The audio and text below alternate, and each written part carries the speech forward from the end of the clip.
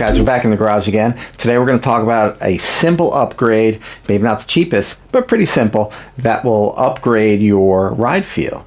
I mean, it's something that will affect every ride you take. Now, a lot of people have problems with how a bike feels on their wrists. They get a lot of wrist pain or maybe some forearm pain or hand pain. I mean, this is a real issue, especially when you get a little bit older. I mean, things tend to bother you, especially if you have a job where you're typing a lot and you're already getting a lot of stress on your carpal tunnel syndrome. There's a lot of things going on there, right? So you can go with high-rise bars like we have here, which help a lot because that puts you up a little bit. It takes the pressure off of your wrist. You're not like leaning forward all the way with weight on your wrist, which is great. I mean, you got to be careful. You can't go too high, otherwise then you're pulling up all the time, which kind of sucks. These are the Spank Spoon Skyscrapers. These are 60mm rise. They're aluminum bars, and I mean, they're great. They do everything that you need bars to do. They're lightweight, aluminum. I mean, most bars are aluminum now, right? You only get steel when you buy like, you know, a big box store bike. Anyway, so aluminum is pretty good. It has some dampening properties, but not a lot. That's why Spank actually sells some with gel inside that helps absorb some of those vibrations. Just this bar alone, this high-rise bar with the stem that's, you know, going up a little bit, right? It's got a little rise there. That will help alleviate some of the pain on your wrists. But how can you improve that and lose some weight? Well, that's when you get a carbon bar. Now, I thought this Spank was great. You know, this is really the only way you could get a high-rise bar, just let's say even a year ago, was to get aluminum. But recently, Raceface comes out with like a 55mm high-rise carbon bar. I was like, oh wow, it's great, I want one. You can't get it anywhere, it's sold out everywhere. But PNW also has one. The PNW here is not 60, but it's 50mm, which I think is, you know, I think that's a good compromise, right? I mean, 60 is great. 50 should be pretty good. 50 is a lot better than the 30 I was using before. So we're losing 10mm, but we are going with carbon. So the way the carbon helps is that not only is it lighter, it has some dampening properties, which means it absorbs some of the vibrations from trail. And the way carbon does that is it's a different layup. So carbon is kind of like plywood. So they lay it in different directions. Right, so I mean, that's what they call a layup. So they got different directions of carbon fiber, and they put it on there, and then using some resin, some heat and pressure, you get, you know, a finished bar. But the way you can tune carbon is by changing the way you lay up the carbon fiber layers. I mean, in different directions will help with different vibrations, and it takes the vibrations away differently. Right now, a super stiff layup would just be a pattern that's just made to be super strong, right? So by changing the directions, you're able to tune this so that it is more comfortable. It has more dampening properties, which is great. And again, it's lighter. So I'm all about saving weight on this beast. It started off at 57 pounds. Right now, we got the Hunt Proven on here.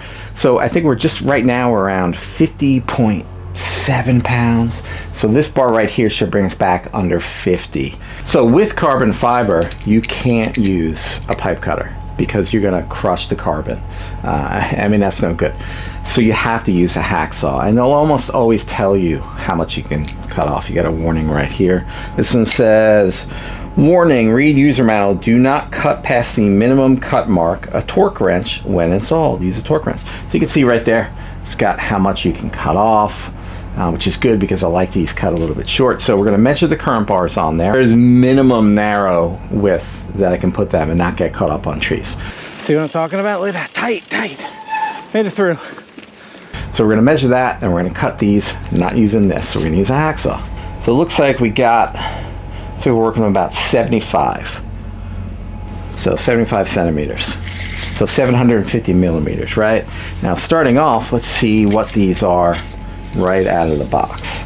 Right out of the box, we're at 80. So 80 centimeters, so 800mm right out of the box, which is, it's too wide for around here. I can't ride that because I'm gonna get hung up in between trees. So we can use our pipe cutter. So we're gonna use this little thing right here. So this goes into a clamp, and you turn this on there, grips the bar, and you cut through right there. You put your hacksaw blade right through there, and you cut it up. So let's get to it. Let's make sure you put on your glasses because you don't want any of this carbon dust in your eyes.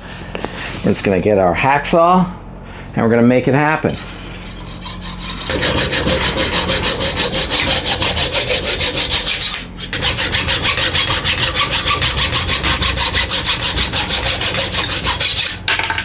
All right, not bad. So we've got to cut down. All we need to do is take all our controls off, install this sucker, and then go for a ride.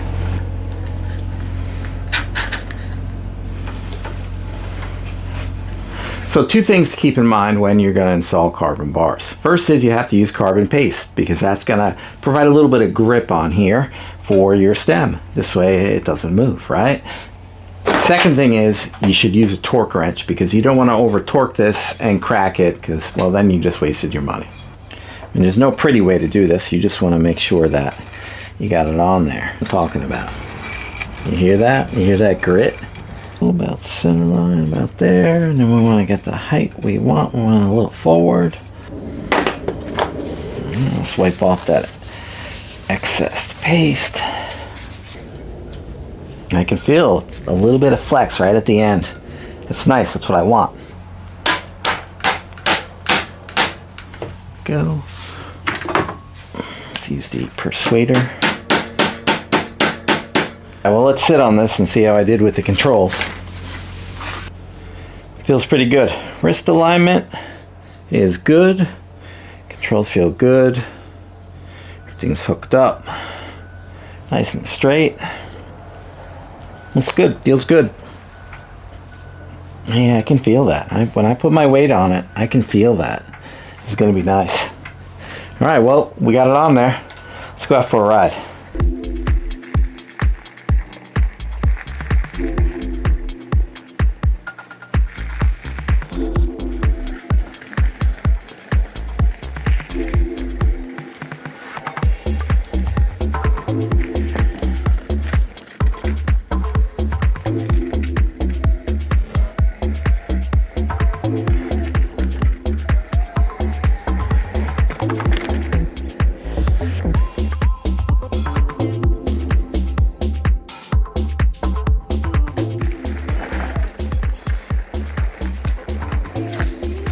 Chipmunk.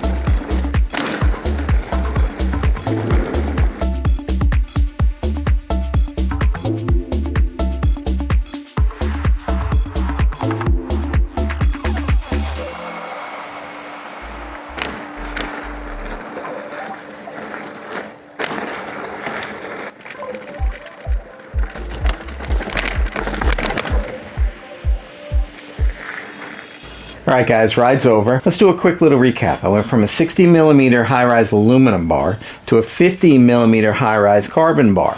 So not only did I save weight, I lost 10mm, saved weight, but I also added some dampening.